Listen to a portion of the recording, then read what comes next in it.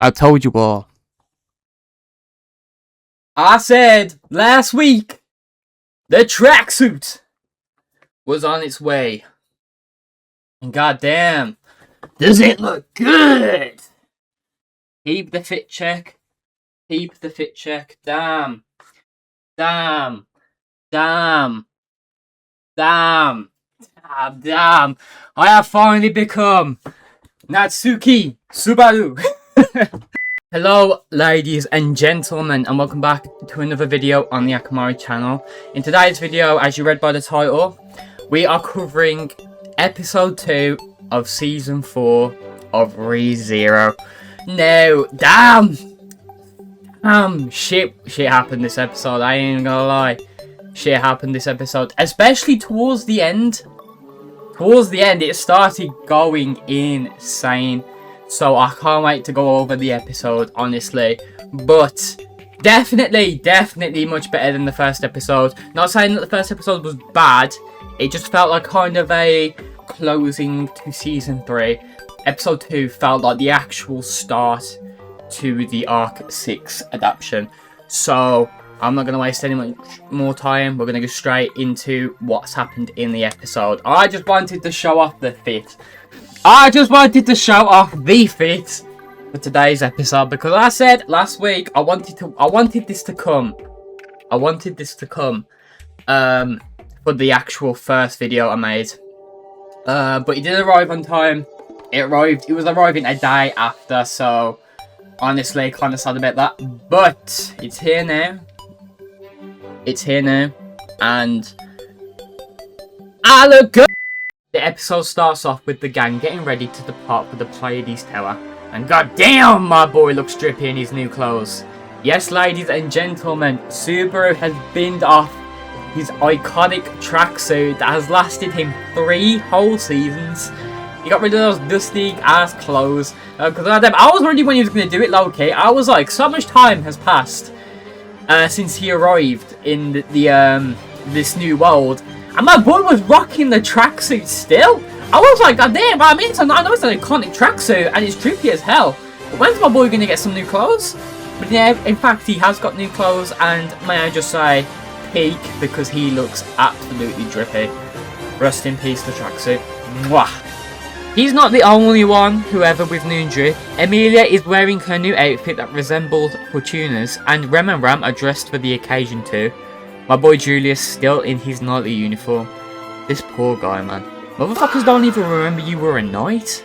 Damn. Finally reaching the desert, Subaru and Emilia stop by this rundown bar to get some delicious glasses of milk, where the owner warns them that many people have attempted to reach the tower and have died or gotten lost trying, with the sole exception of Reinhardt Van Estrella, of course.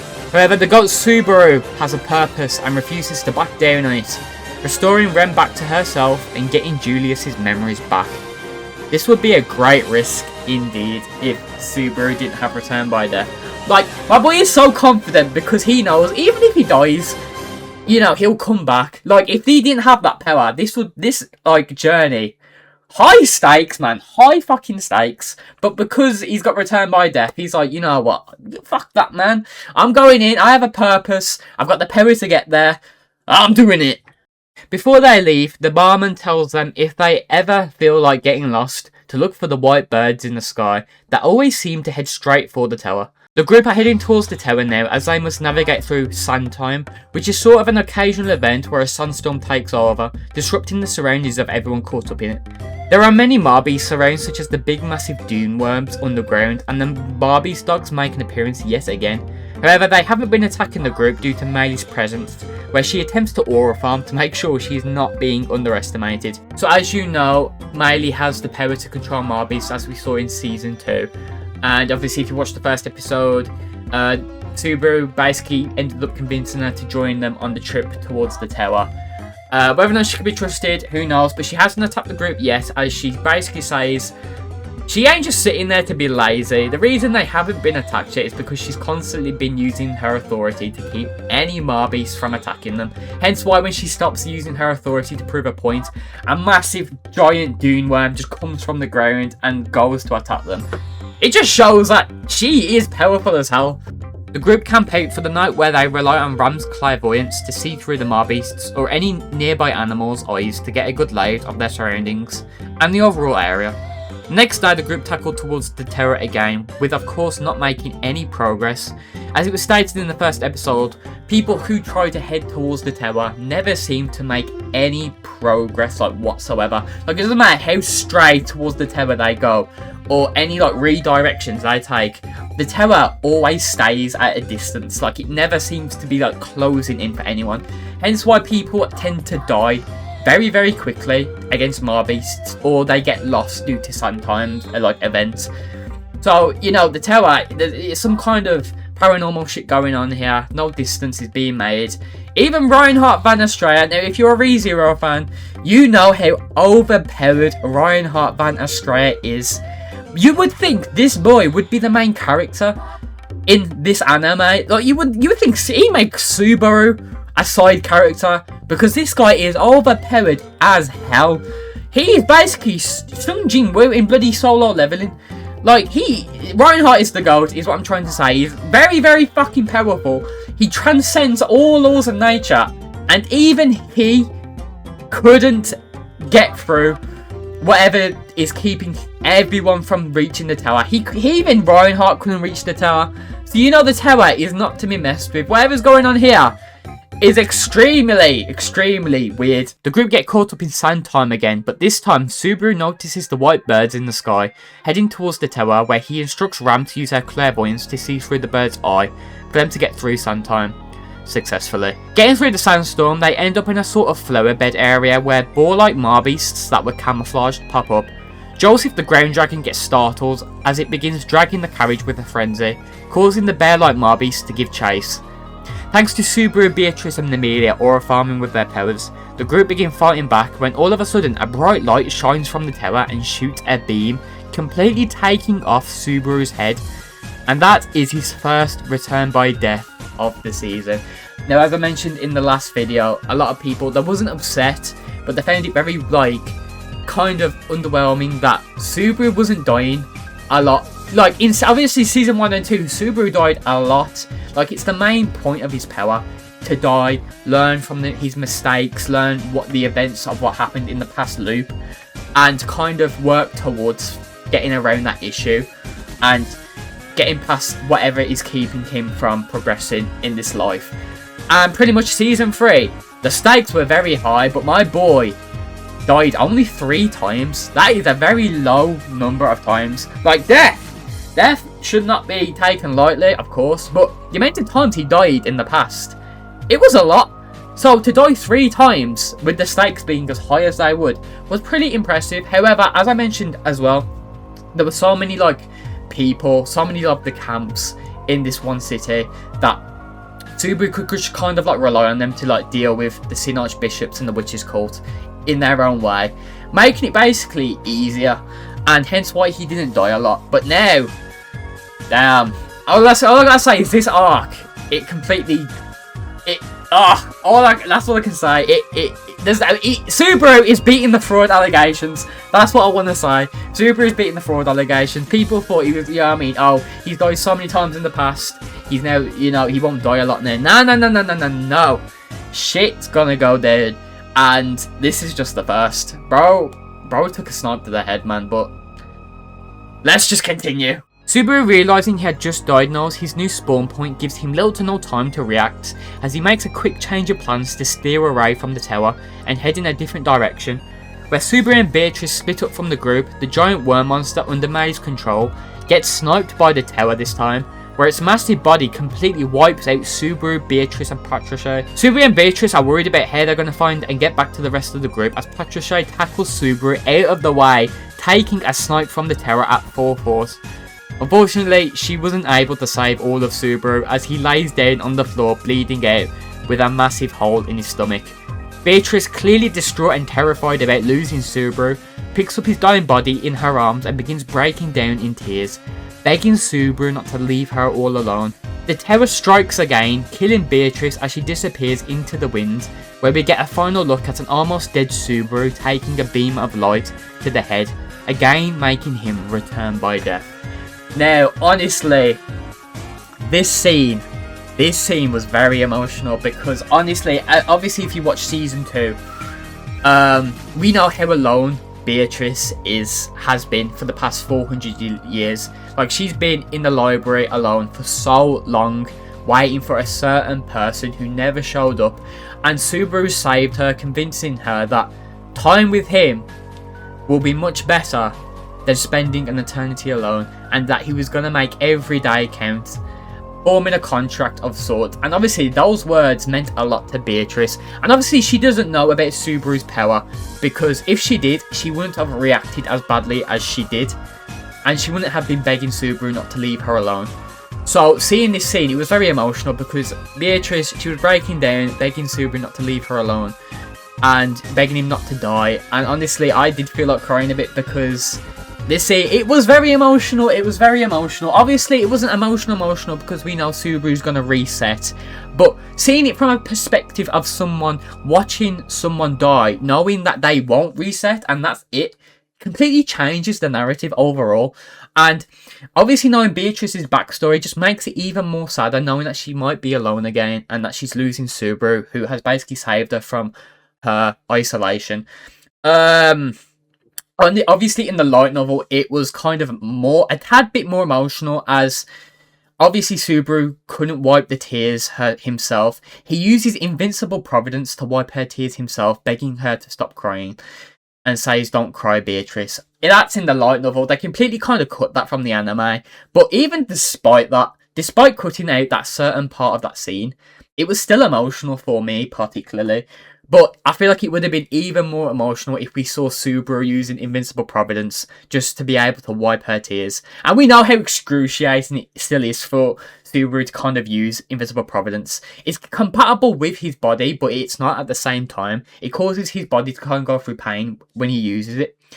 But yeah, honestly, they cut that from the anime. Like, they cut that part from the anime. So kind of a bit kind of sad that didn't get edited in. But at the same time, just seeing that scene play out as it was from kind of a distance, honestly, it was still emotional.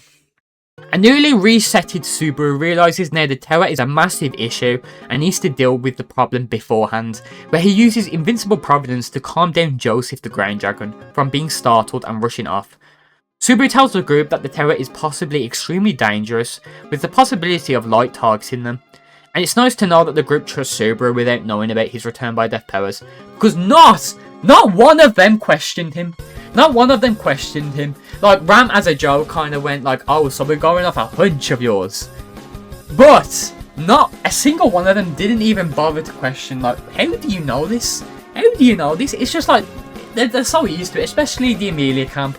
They're so used to just Subaru kind of knowing things. But I feel like they just took it as a hunch, and since his hunches have always been right, they just believe him on the spot now, I guess, honestly. Obviously, because they don't know. No one knows about Return by Death. Obviously, except the kidnap. But anyone else, they don't know about Subaru's powers. So, to everyone else, Subaru's just like solving everything first try, based on hunches. So when Subaru says, "Guys, low-key, I know you ain't seen no beams of light, but that tower over there, extremely fucking dangerous, and it might shoot a beam of light at us. So it's dangerous," and they all believe him. But it's nice to see. It's nice to see because it shows how the relationships between the group and Subaru have kind of grown, especially from the start of the actual anime itself. It's nice to see that they trust him enough to kind of take his word for it. Because honestly, if that was me trying to convince someone in real life that some shit was dangerous before I knew it, ain't no fucking gonna believe me, man. Ram uses her clairvoyance to see through the eyes of whatever is targeting them at the tower, as she sees it targeting Subaru particularly. The tower shoots another beam of light where Emilia attempts to block it, proving to be inevitable to stop. Before Subaru takes another one between the eyes, the goat Julius, with his quick reflexes, stops the attack with his sword. It seems the beam of light coming from the tower was needles travelling at super speed. Subaru and Beatrice summon a sort of anti-magic barrier to defend against the beams, but because the sand counts as magic of sorts, the ground breaks through below them as the group fall down, cutting to a final shot of Shorla smiling and saying she's found him, clearly meaning Subaru, as the episode ends there. Holy crap! Honestly, this episode yeah, it was definitely, to me, it was definitely better than the first episode. Like I said, the first episode was kind of like a conclusion to season 3 of sorts, kind of going over the cliffhanger that it ended on. And now I feel like episode 2 is where we actually get into arc 6 itself. Let me just, oh, there we go. We're finally getting into arc 6 itself properly now. They've entered the desert. They're trying to get to the tower, proving to be inevitable as we knew. The tower killing Subaru not once, but twice. Almost a third time as well. And let me just say, that's not going to be that's not it. It gets much, much darker. In my opinion, it gets much, much darker. Next episode. All I gotta say is, guys, holy fucking shit! It gets so much fucking worse, and I can't wait to see what's gonna happen. Get adapted. But when it gets adapted, oh my fucking god, I can't wait. But after that kind of part, everything else is kind of new to me. Like, I know certain bits and pieces from being spoiled, but everything else after that scene tomorrow is all new to me, because I remember I had to take a stop from reading when I read what happened. I was like, holy shit, that's dark as fuck. I don't know how they're gonna adapt it. Hopefully they do it justice. Apparently the scene's already been spoiled, and they did do justice, so I'm glad. Can't wait to see it Wednesday. Can't wait to cover it. But yeah, no, that's episode 2, guys. The group tackled the tower.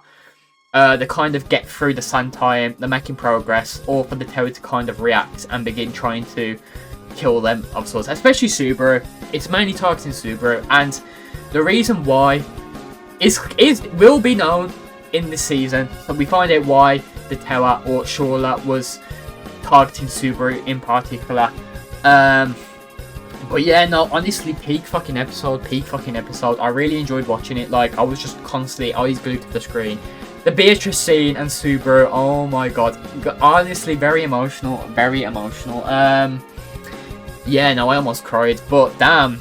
Honestly, it was a very, very peak episode. If you haven't watched it already, please watch it. Get ready for next week's episode, because it all gets better from here. That's all I gotta say. It just gets better from here. But yeah, guys, thank you all so much for watching the episode 2 discussion. If you did, leave a like and tell me down in the comment section down below what your thoughts of the current season are at the moment, based off the first 2 episodes.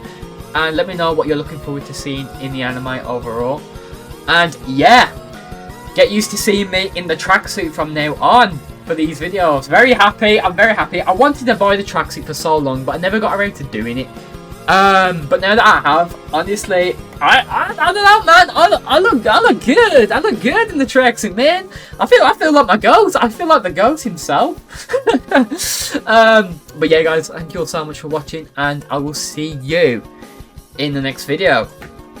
Peace out, and have a good rest of your day / night. See ya.